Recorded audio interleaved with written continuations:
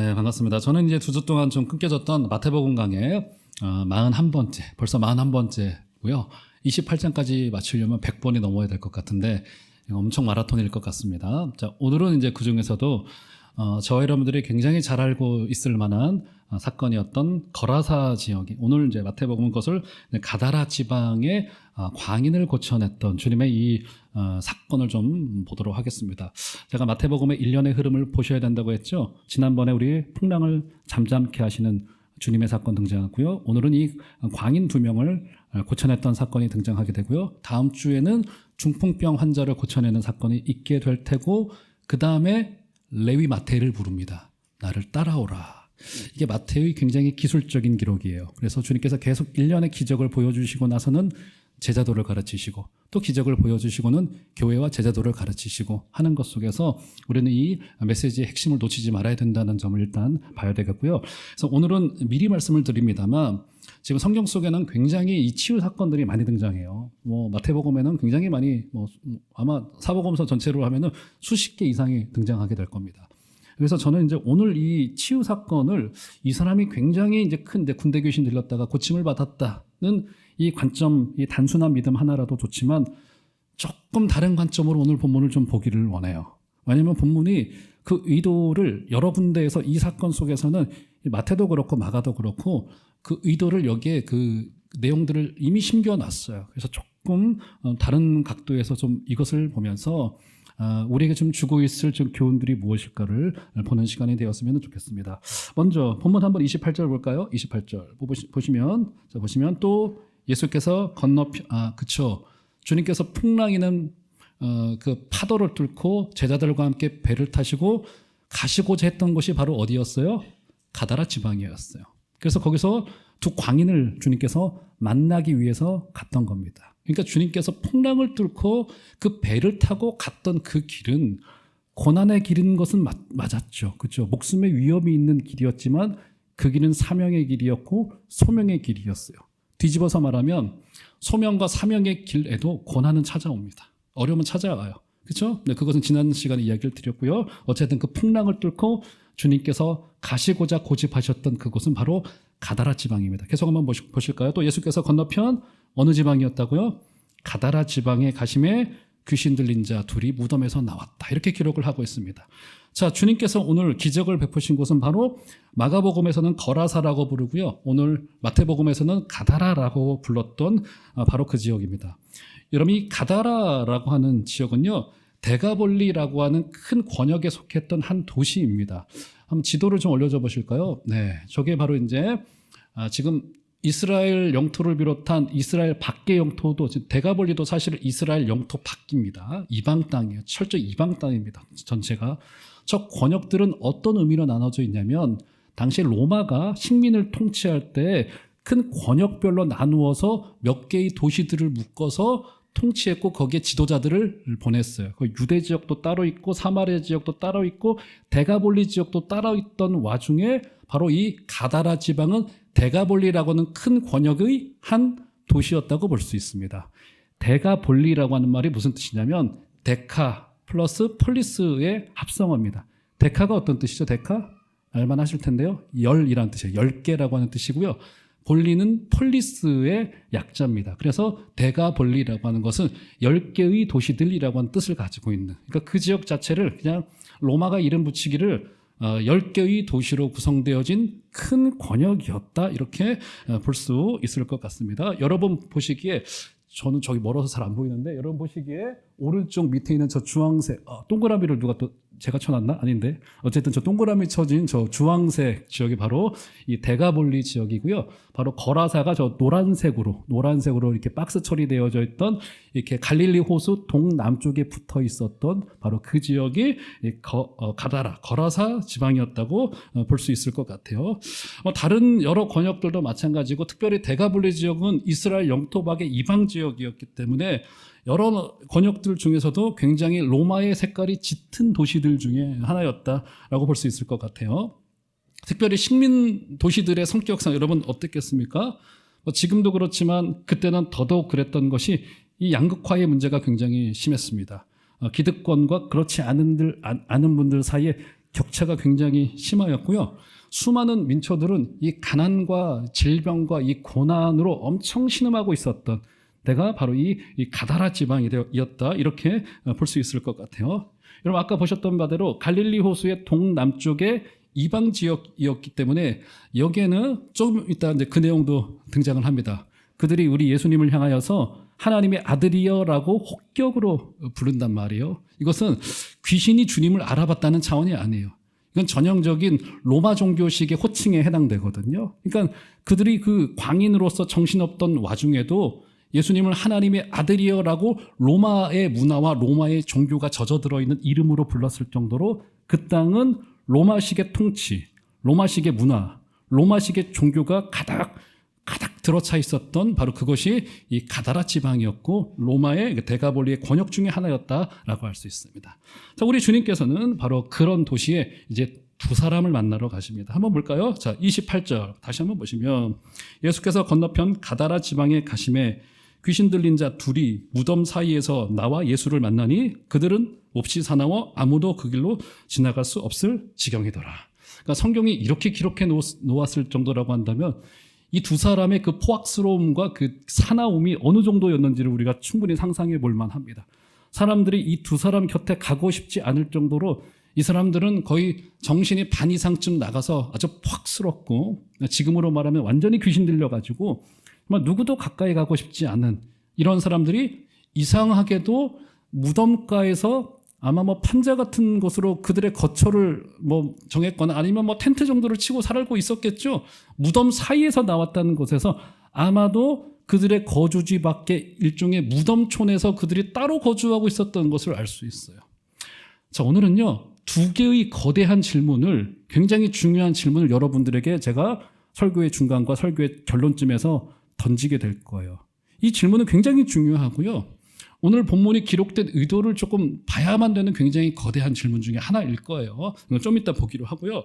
어쨌든 그들이 무덤 사이에서 거주하면서 예수님이 도착하였다는 소식을 듣고는 더 광란의 모습을 보이기 시작을 하고 굉장히 포악스러운 모습을 보이기 시작하였다는 것을 알 수 있습니다. 일단 오늘 본문으로 들어가기 전에 여기 이제 사복음서 대조의 문제, 해석의 문제가 여기 등장을 합니다. 여기 다시 한번 28절 보시겠어요? 여기 귀신 들린 자를 몇 사람이라고 말합니까, 여러분? 두 사람이라고 말하죠? 그런데 성경을 좀 꼼꼼히 읽어보신 분들은 알겠지만 같은 사건을 기록하고 있는 마가복음과 누가복음에서는 여기 몇 사람이라고 기록을 해놓고 있죠? 한 사람으로 기록해놓고. 나중에 한번 확인해 보세요. 마가복음 5장과 누가복음 8장에 이 사건이 기록되어져 있는데 또 동일한 사건인 것이 분명한데 마가와 누가는 한 사람이었던 걸로 기록을 해놓고 있어요. 그래가지고 마태복음 설교를 준비하던 중에 이번에 작정을 하고 제가 찾을 수 있는 모든 자료를 다 찾아봤습니다. 왜 다를까? 그리고 성경학자들이 어떤 해석을 내놓는가를 정말 모든 자료, 제가 찾을 수 있는 자료, 제가 목양실에서 찾을 수 있는 모든 책에 있는 자료, 인터넷에서 돌아다닌 자료 전부 다 봤더니 어떤 사람이 정리를 해놨는데 무려 한 8가지, 9가지의 해석이 여기에 존재를 합니다. 그 해석들이 전부 다 추정이고요. 그죠? 왜 복음서가 다를까? 제가 이 이야기를 드리는 이유는 어떤 자유주의 신학자들은 이거 보라 말이야. 마태와 마가가 인간이기 때문에 기록에 오류가 있었고 성경에도 오류가 있는 거야 라고 이제 이 자유주의 학자들은 거기까지 이제 가버린단 말이죠. 그런데 가장 그럴듯한 이것에 대한 이 사복음서 대조에 대한 해석은 뭐냐면 원래는 두 사람이었는데 그 중에 한 사람이 조금 더 굉장히 적극적인 역할을 했기 때문에 마가와 누가는 그 한 사람에 대한 기록을 주로 기록을 한 것이고 마태는 조금 더 넓고 일반적인 관점에서 이 사건을 기록한 것이다. 그래서 마가 같은 경우는 무려 20절을 할애하여서 마태복음보다 짧은 성경임에도 불구하고 이 사건을 굉장히 자세하게 기록해 놓은 것에서 좀 그 한 사람에 집중하여서 이 사건을 기록해 놓은 것이고 마태는 두 사람이 거주하고 있었기 때문에 이 두 사람에 관한 기록을 그냥 한 것이다라고 보는 거예요. 그러니까 기록의 관점의 차이지 이것은 어떤 것이 맞고 틀리는 문제가 아니라는 점을 여러분들이 성경을 읽어가실 때 질문을 던지신 것은 좋으나 이 사건에 대한 의심, 이 사건 기록에 대한 의심은 할 필요 없다는 말씀을 드리면서 한번 오늘 본문으로 좀 들어가 봤으면 좋겠는데요. 그러니까 해석상의 기록의 핵심과 메시지는 차이가 없다는 것을 좀 알아야 될 것 같습니다. 자, 그러면 오늘 본문에서도 그 사람의 이 포악스러움에 대해서 또 그 사람이 거주하고 있는 이상한 환경에 대해서 기록해 놓고 있지만, 자, 마가가 이 사람에 대한 좀 기록을 조금 더, 이 두 사람에 대한 기록을 조금 더 자세하게 좀 주고 있어요. 한번 보도록 하겠습니다. 마가복음 5장 9절을 보시면, 5장 9절 보실까요? 한번 다 같이 한번 한 소리로 읽도록 하겠습니다. 시작. 이에 물으시되 내 이름이 무엇이냐? 이르되 내 이름은 군대니 우리가 많음이니다 하고. 예. 그래서 여기 이 거라사 광인이 들렸던 귀신을 우리가 흔히 뭐라고 부르죠? 군대 귀신 들렸다라고 말합니다. 일단 여기서 군대라고 하는 이에 해당되어진 이 헬라 말은요, 레기온이고요. 지금으로 말하면 한 여단급, 사단보다 조금 작은 여단급 규모라고 알려져 있는데, 지금 우리나라 군대의 여단이 한 5,000명에서 6,000명, 많으면 7,000명 왔다 갔다 합니다. 그러니까 주로 한 6,000명 정도 되는 규모의 이제 어마어마한 병력을 가지고 있는 것이 여단, 레기온이라고 불렸단 말이에요. 그러니까 여기서 이 군대, 레기온이라고 한 말을 쓴 것에서 지금 아마도 이 어마어마한 세력이 뭐 마귀가 6,000마리였는지 7,000마리였는지는 모르겠습니다만 어쨌든 이 어마어마한 세력이 두 영혼을 짓누르고 있었던 거예요. 그러니까 도저히 사람의 힘으로는 감당할 수 없었기 때문에 그 두 사람 곁에는 누구도 가까이 가고 싶지 않았고 굉장히 공포스럽고 우악스러운 모습을 보이고 있었던 것 같습니다. 자, 몇 가지 정보를 더 이제 마가복음을 통해서 좀 알 수가 있는데요. 한번 볼까요? 자, 마가복음 5장 2절과 3절 올려줘 보시면, 자, 이 기록도 있습니다. 한번 이것도 다 같이 한번 한 소리로 좀 읽어보도록 하겠습니다. 시작. 배에서 나오심에 곧 더러운 귀신 들린 사람이 무덤 사이에서 나와 예수를 만나니라. 그 사람은 무덤 사이에 거처하는데 이제는 아무도 그를 쇠사슬로도 맬 수 없게 되었으니. 여기 좀 더 자세한 정보가 등장하죠. 그죠? 이 사람들이 무덤 사이에 거주했던 것은 맞아요. 그리고 이 두 사람을 쇠사슬로 묶어서 사람들이 가두어 두려고 여러 차례 시도했었던 것 같아요. 실제로 쇠사슬로 묶어놨었는데 이 사람들이 이상한 힘을 가지고 있어서 쇠사슬을 끊어버릴 정도로, 그러니까 완전히 귀신 들린 거죠. 정말 완전히 마귀 들려가지고 이상한 힘을 가지고 있었던 모습을, 굉장히 공포스럽고 우악스러운 모습을 여기 보이고 있었던 것이 분명합니다. 이 사람들이 어디에 거주하고 있었다고요? 무덤에 거주하고 있었어요. 무덤에. 무덤은요, 동서고금을 막론하고 죽음, 생명 없음을 상징합니다. 주님의 통치 없음을 상징하는 것이 무덤, 시체를 뜻한단 말이에요. 게다가 거기서 그가 어떤 모습을 보여요? 이제 누구도 그를 제어할 수 없는 이상하고 신비스러운 힘을 가지고 사람들에게 막 공포를 조장하고 막 어둠을 조장하고 막 죽음을 막 내뿜는 어마어마한 죽음의 향기를 내뿜고 있는 현장이었던 거란 말이에요. 여러분, 지금 이 군대 귀신 들린 자의 모습은요, 주님 없는 이 세상의 본질적인 모습을 우리에게 너무나도 잘 보여주고 있습니다. 매우 강력해 보입니다. 사실 우리가 그 세력을 얕잡을 수가 없어요. 죽음의 냄새가 가득하고요, 그가 날뛰는 것을 우리의 힘으로는 제어할 수 없고 통제할 수 없는 것이 이 어둠에 사로잡힌 이 땅의 모습이라고 하는 겁니다. 우리가 지난번에 넘실대는 파도의 모습을 봤잖아요. 주님이 그 배를 타고 가셨음에도 불구하고 주님이 타신 그 제자 공동체의 배마저도 고난이라고 하는 그 파도의 물결을 비껴갈 수가 없어요. 어마어마한 파도가 그 배를 집어삼킬 것 같아서 제자들은 두려움에 사로잡혀서 주님을 흔들어 깨우셔야 될 정도로 두려움에 사로잡혀 있는 것을 보게 된단 말이죠. 세상을 바라볼 때요, 똑같은 생각이 찾아 들어옵니다. 분명히 잘못된 것은 알겠고요, 이 땅이 언젠가는 주님께서 완전한 도래로 찾아오시게 될 때 이 땅이 심판받을 것도 알겠고요, 우리 주님이 십자가에서 이 지난주 부활을 통하여서 주님께서 부활의 첫 목격자들에게도 보여주셨듯이 주님께서 승리하셨다는 것은 알겠어요. 그런데도 우리에게 뭐가 찾아와요? 이 땅의 우악스럽고 포악스러운 모습을 보면 굴복하고 싶어지고 두려움이 찾아오게 되어지고 막 포악스러운 모습들이 우리 가운데 찾아오게 된단 말이에요.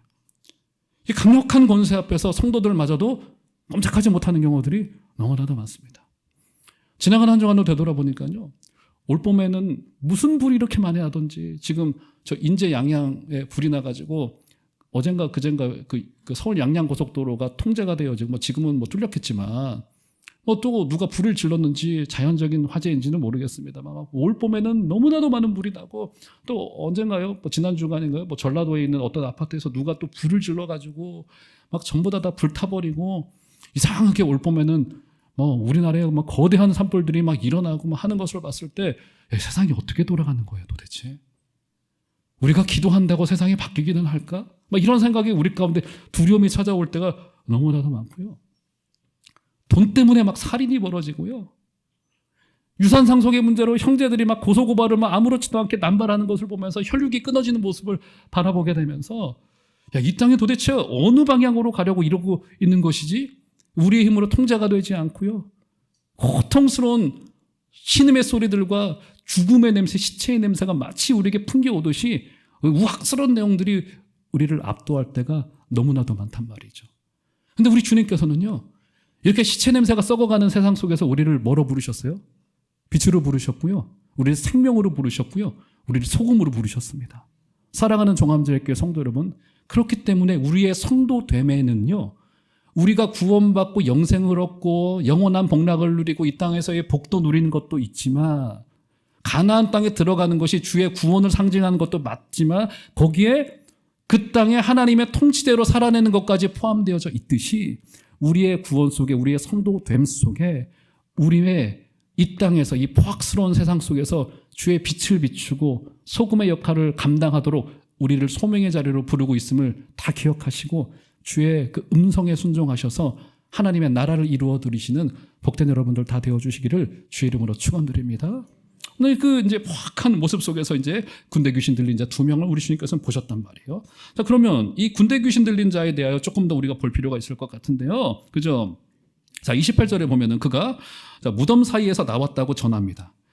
여러분, 이 무덤은요, 저도 가보지 않았습니다만 그 이스라엘과 팔레스타인 땅 그 전역에는 지금도 그렇지만 이 자연 동굴들이 굉장히 많다고 합니다. 그 동굴은 그저 사람이 이렇게 머리를 숙이고 들어갈 수 있는 조그만 동굴이 아니라 사람 키보다도 훨씬 더 높은 자연 동굴이어서 예수님 당시에는 그 동굴들로 주로 무덤으로 활용했다고 알려져 있고요. 사람이 서서 지나다닐 수 있을 정도의 무덤이었다고도 알 수 있습니다.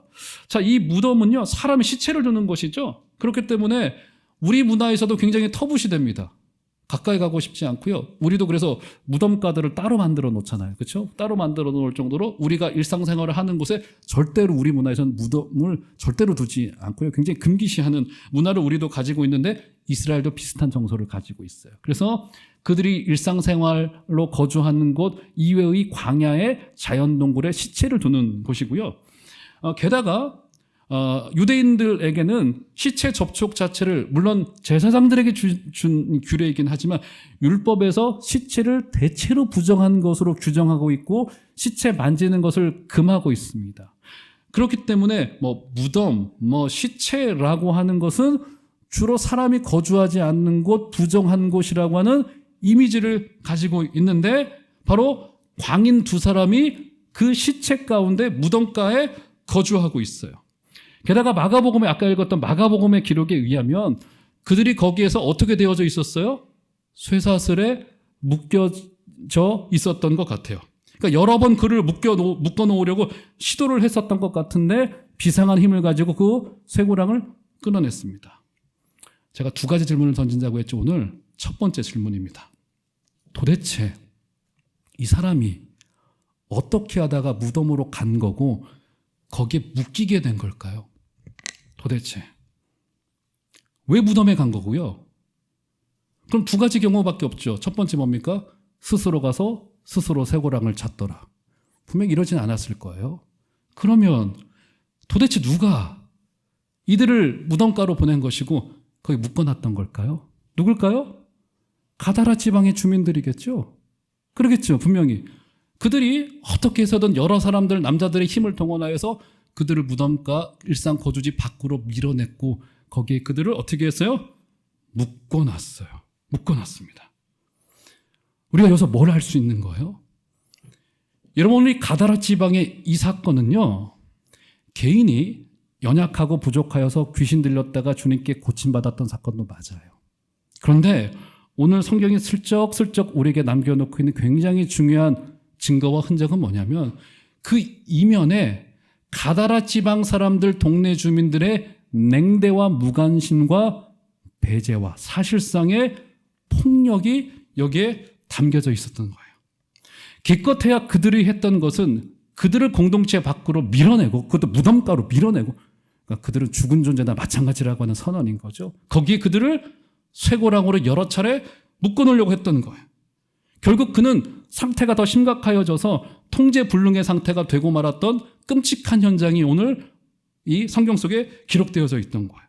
그러니까 이처럼 여러분, 질병이나 범죄는요, 하루아침에 생겨나는 것이 아니고 또 그 한가운데에는 단순히 개인의 책임만이 존재하는 것이 아니고 그 이면에는 우리의 눈에 지금 당장 직접적으로 보여오지는 않지만 공동체의 그 냉대와 그 공동체를 구성하고 있는 그 철학과 가치관과 그들의 선택의 문제가 여기에 축적되어져서 그 결과물과 열매로 나타난 것이 이 광인 두 사람이라는 사실을 절대로 놓쳐서는 안 됩니다. 그러니까 여기에는 공동체의 책임이 담겨져 있었던 거예요. 제가 지금도 정말 충격적이기 때문에 제가 설교 시간에 한두 번 언급을 한 것 같습니다만 한 10년 된 그 사건이에요. 제 기억에 저 강서구 쪽에 그 김포공항 쪽이었던 것 같은데 기사가 크게 났었죠. 거기 한 초등학교가 이사를 가게 됐습니다. 폐교를 했는지 이사를 거기를 비우게 됐어요. 그러다 보니까 덩그러니 땅은 남아있고 건물은 남아있으니까 이거 어떻게 할까 하다가 한 장애인 단체에서 여기에 좀 장애인 학교를 시작을 했으면 좋겠다라고 해서 지자체와 하기로 결정을 한 겁니다. 왜냐하면 이 서울 시내 큰 도시에도요, 장애인 학교가 몇이 안 돼요. 장애인 아이들이 학교를 가기 위해서는 부모가 픽업을 해다 줘야 되는데 뭐 1시간 반씩 픽업을 해다 줬다가 데리고 왔다. 이게 굉장히 고통스러운 과정인 거란 말이에요. 그래서 그럼 강서구에 있는 장애인들을 위해서 학교를 좀 조그맣게 시작을 하자 이렇게 됐고, 구청과 협업을 해서 그것을 시작을 막 하려고 하고 있던 차에 이제 반대의 의견에 이 대두가 되기 시작을 한 겁니다. 두 그룹 사이의 대립이 시작이 되면서 이게 크게 기사화되면서 뭐 MBC에도 나오고 뭐 KBS 나오고 뭐 난리가 났던 기억이 납니다. 거기에 반대 의견을 내는 분들의 주장이 굉장히 강해지고 주민들의 동의를 더 많이 얻어가기 시작을 한 거예요. 근데 반대의 의견 자체가 너무 제 입장에서는 굉장히 너무 놀라웠어요. 뭐 고전적인 의견이었던 집값 떨어진다는 것은 너무 고전적인 주장이었고요. 장애인 학교를 소위 기피시설, 혐오시설로 규정을 합니다. 우리 동네에 기피시설, 혐오시설 둘 수 없다 해서 제 기사 중에 났던 것을 제가 스크린에 났던 것을 그대로 읽어드리면 이런 주장을 했어요. 반대쪽에서는. 그런 아이들은 따로 모아 놓아야 한다. 왜냐하면 장애인들이 놀이터의 정상 아이들에게 해코지할 수 있기 때문이다. 그러니까 장애인들을 잠재적인 범죄자로 본 거예요. 우리의 겉모습과 조금 다르기 때문에 잠재적인 범죄자로 본 건데요.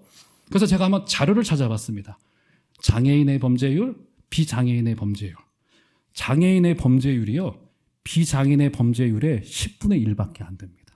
10분의 1밖에 안 되고요. 오히려 장애인들이 범죄의 대상으로 피해를 받는 경우들이 훨씬 더 많다고 해요. 이런 객관적인 수치들을 부모들이 들이밀었겠죠, 그분들에게. 그죠? 그럼에도 불구하고 이것이 잘 해결이 되지 않았었습니다.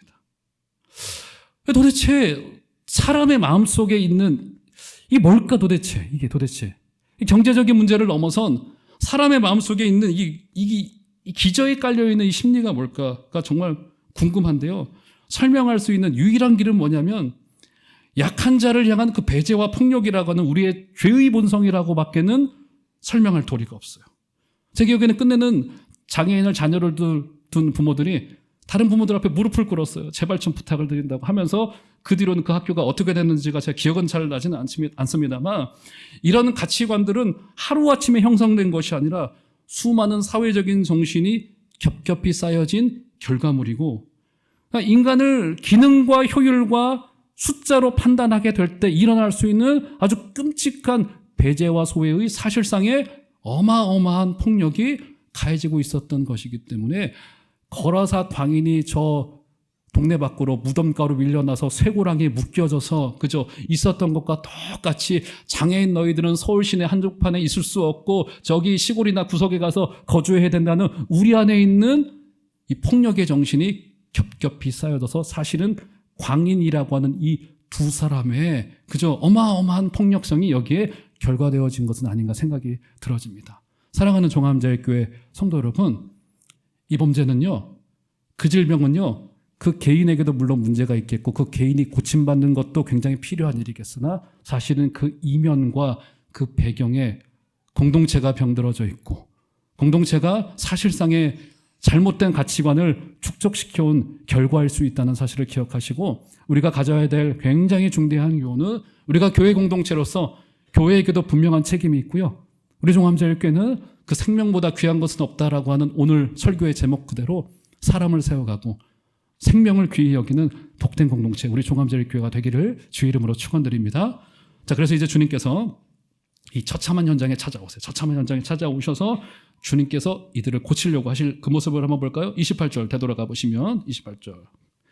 또 예수께서 건너편 가다라 지방에 어떻게 하셨다고요? 가셨어요. 놀라운 기록입니다. 주님이 어떻게 하신다고요? 그 무덤가로 가다라 지방으로 풍랑을 뚫고 가셨어요. 주님은요, 뒤집어 말하면 우리에게 오기를 원하십니다. 주님은 멀찍이서 멋스럽게 고쳐줄게 하지 않으셨고요. 주님께서는 그 죽음의 현장, 무덤의 현장, 시체의 현장으로 직접 오세요. 주님 오시길 원하십니다. 여러분, 주님은요, 우리의 인생에 찾아오길 원하세요. 이걸 믿으시기를 바랍니다. 근데 이런 태도는 좀 안 좋아요. 주님 좋습니다. 그런데 요건 안 되겠어요. 요거 제 겁니다. 요거는 상관하지 말아주세요. 이거 제가 좀 알아서 할게요. 이거 제 생각 있고요. 우리가 1년이면 52번 주일 예배 합니다. 저 같은 경우는요, 새벽 예배하죠. 수요 있죠. 금요기도회 있죠. 주일 예배 오늘도 3번, 다음 주 4번 설교하죠. 한 주면 한 10번 넘게 저는 예배를 한단 말이에요. 제가 초등학교 2학년인가 3학년 때 교회를 처음 나갔기 때문에 저 신앙생활에 40년이 넘어갔습니다. 지금 무려 40년을 최소 일주일에 한 번, 지난 저는 한 25년 동안은 일주일에 10번 이상 저는 예배를 합니다. 변화가 안 돼요. 근데 만약에 제가 지난주에도 말씀드렸죠. 성도에게 한결같다는 말은요, 칭찬이 아닐 수 있어요. 우리에게 거듭남이라고 하는 거룩한 씨앗이 심겨지면요, 그것은 생명력이 있기 때문에 우리를 자꾸 바꾸어 가려고 할 거예요. 그죠? 근데 우리에게 필요한 것은 뭐냐면 우리의 영혼의 마음의 문을 열고 주님을 모셔드리는 일이에요.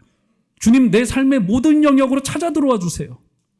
주님이 우리의 겉에만 머물다 가시는 것이 아니라 우리의 핵심 중 핵심, 그 엑기스로 찾아오셔서 우리에게 말씀하시고 거기에 거룩한 하나님의 역사를 일으켜 주시옵소서 라고 하는 주님이 우리 가운데 찾아오신다는 것을 여러분 거절치 마시고, 그저 내가 동의하는 것과 주님도 동의하는 것, 곧 그 교집합에만 주님 역사하여 주시고 나머지 제가 알아서, 아니요, 주님은 전부 다 찾아오길 원하고 계시고요, 우리가 가장 귀하게 여긴다라고 하는, 아니면 가장 처절한 그 죽음의 현장으로도 주님은 찾아오길 원하신다는 사실을 기억하시고 주님을 맞이하시는 여러분들 되시기를 주의 이름으로 축원드립니다. 이렇게 찾아오세요. 그죠? 찾아오시자 이제 귀신 들린 자가 반응하죠. 29절 한번 볼까요? 29절. 제가 읽어드리겠습니다. 예, 그들이 소리질러 이르되 하나님의 아들이여 우리가 당신과 무슨 상관이 있나이까? 때가 이르기 전에 우리를 괴롭게 하려고 여기 오셨나이까? 자, 이 귀신들이 주님을 향하여 뭐라고 부릅니까? 하나님의 아들이여라고 불러요. 하나님의. 그래서 어떤 분들은 여기 해석을 내려놓기를, 이 귀신들도 예수님이 하나님의 아들인 것을 알아본다 이렇게 해석을 내는데 그렇지 않습니다. 전혀 그런 해석이 맞지 않아요. 여기서 하나님의 아들이여라고 혹격으로 부른 것은요, 전형적인 로마 종교식 표현이에요.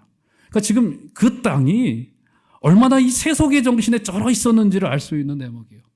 이들이 그 정신없는 중에도 우리 주님을 향하여 뭔가 비상한 분이 오시자 하나님의 아들이여라고 그 시대의 문화가 그들의 자신도 모르게 툭 튀어나와 버려요. 이 가치관과 철학이 무서운 게요, 툭 튀어나옵니다.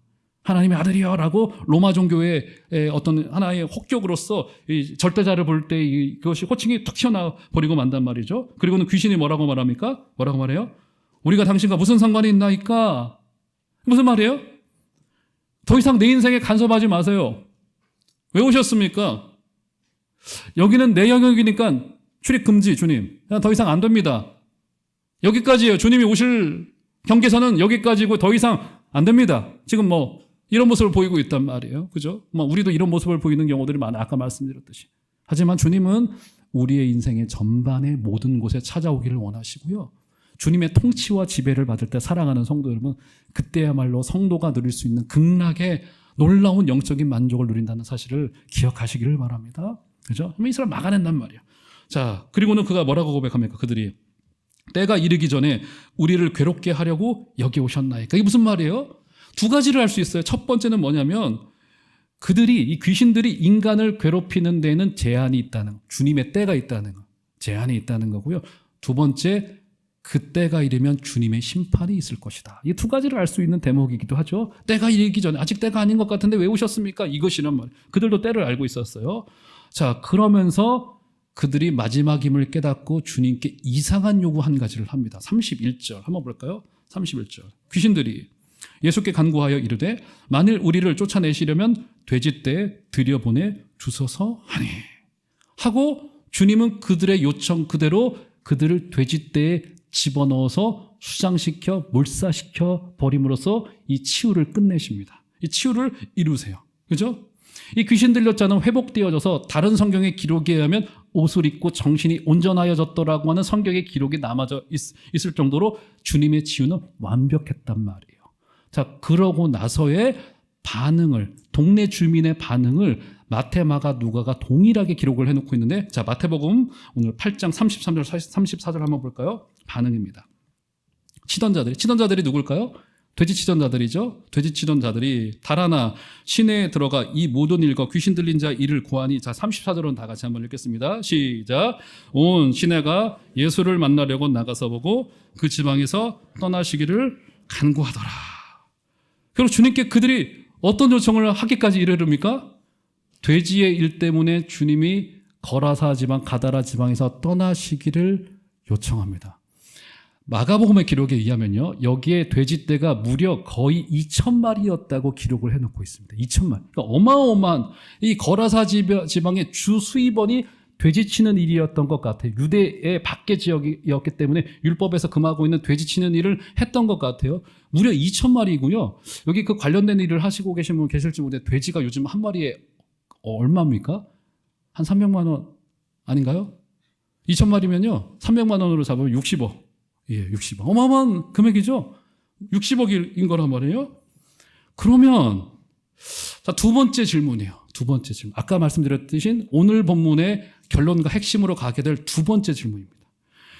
주님은 왜 귀신의 요구를 들어줬던 걸까? 제가 알기로 이 본문밖에 없습니다. 주님은 심지어 귀신이 요청했던 것을 그대로 들어주세요. 그대로. 그리고 동시에 귀신도 왜 그렇게 요청했던 것일까? 두 번째 거대한 질문이에요. 왜 주님이 무려 게다가 60억의 동네 주민에게 손해가 끼쳐지게 되는 결과를 가져올 것을 충분히 알고 계셨음에도 불구하고 주님은 마귀의 요청을 그대로 수용하셔서 그대로 들어주시고요. 그리고 같은 질문, 마귀는 왜 이 요청을 주님께 했던 것일까? 질문하지 않을 수 없어요. 왜일 것 같으세요? 예, 왜 그랬을까요 도대체? 주님 다른 방식으로도 충분히 고치실 수 있었습니다. 분명히. 그럼에도 불구하고 돼지떼를 주님께서 그 지방에 있는 거의 대부분의 돼지떼였을 거예요. 물에 다 집어넣어 버립니다. 60억 한 마리 300만 원이라면 제가 잘 모르겠습니다. 몇십억 날라갔습니다. 어마어마한 사건이죠. 왜 그러셨을까? 이 질문 던지지 않을 수 없어요. 꼭 이 방식이어야 됐을까요? 왜 동네 주민들에게 이 손해를 끼쳐야 됐던 걸까요? 왜 그러셨을까요? 대답은 너무 분명하죠. 마귀도 알았고요. 주님도 알았어요. 뭘 알았어요? 그 지역 주민들의 최고의 약점이면서 아킬레스건이면서 특별히 그 시대보다 더 자본주의를 거의 하나의 종교로 신봉하고 있는 이 시대를 살아내고 있는 우리들에게도 큰 약점일 수 있는 무슨 문제요? 물질의 문제. 그러니까 단순히 이 사건은 마귀 들린 문제, 치유의 사건의 문제가 아니라 사실은 그 시대 그 지역 주민의 그 한 영혼을 향한 그 냉대와 무관심과 배제와 폭력의 문제와 더불어서 거기에 큰 울타리로서 돈의 문제, 물질의 문제가 여기에 엮여 있었기 때문에 귀신 들린 자 둘이라고 하는 열매가 여기에 맺혀졌던 거예요. 마귀 입장에서는 그렇게 해서라도 주님을 난감하게 만들고 싶었을 테고요. 그리고 주님은 가다라 지방의 동네 주민들이 한 번은 맞닥뜨려야 될 이 인생의 문제에 대하여서 주님은 만나게 하고 싶으셨던 거예요. 너희들 영혼이 중요해? 60억이 중요해? 너희들 이 두 사람의 영혼 너희들이 배제와 소외의 폭력을 가했지? 이제 고쳐졌어. 여러분, 그래서 결국 그들이 어떤 결정을 하기에 이르릅니까? 한번 상상을 해보세요. 이 2,000마리의 소내가 나서는 그들을 동네 주민의 회의가 열렸을 거예요. 이 문제 어떻게 처리해야 될까? 우리의 주민이었던 두 사람은 고침받고 돌아왔지만 우리에게 60억의 손해가 벌어졌어 라고 하면서 결국 어떤 결정을 하기에 이르릅니까? 주님을 쫓아내기로 결정하다 땅땅땅. 동의하세요? 제청하세요? 가하시면 예하세요? 아니면 아니라 하시고 말하세요? 했는데 통과된 겁니다, 이게. 그죠? 영혼이 고침받았다라고 하는 이 사실은요, 잊혀진 진실이 되고요. 그들은 주님을 쫓아내기로 결정하는 어마어마한 사건이 여기에 벌어지고 있었던 거예요. 왜 이 지경까지 이 두 사람을 개처럼 무덤에 묶어두고 쇠사슬로 묶어놨는지를 알 수 있는 그들의 이 가치관 속에 있었던 끔찍한 기저에 있었던 그들의 가치관이었던 겁니다. 사랑하는 종암제일교회 성도 여러분, 우리는 지금 하나님의 통치가 임하기를 바라고 소망하는 이 땅에 우리를 성도로 부르셨습니다. 저와 여러분들에게 주어질 사명은 너무나도 분명한 것 같습니다. 광인 두 사람의 모습에서 대표되어지듯이 이 땅은 마치 광란의 칼춤을 추고 있고요. 정말 물질의 탐욕과 염려에 사로잡혀 있고요. 사람들에게 공포를 조장하고 있는 이 시대 속에서 우리를 빛으로 소금으로 불러주신 하나님 아버지 앞에 단순히 그 두 사람만의 문제가 아니요, 이 시대를 구성하고 있는 사회 구성원의 가치관과 철학, 가장 중요한 교회의 철학과 교회의 영혼과 생명에 대한 사랑을 다시 한번 회복하시고 이번 한 주간에도 하나님의 뜻을 이루어드리시는 복되고 놀라운 기적이 저와 여러분들에게 다 있게 되기를 주의 이름으로 축원드립니다.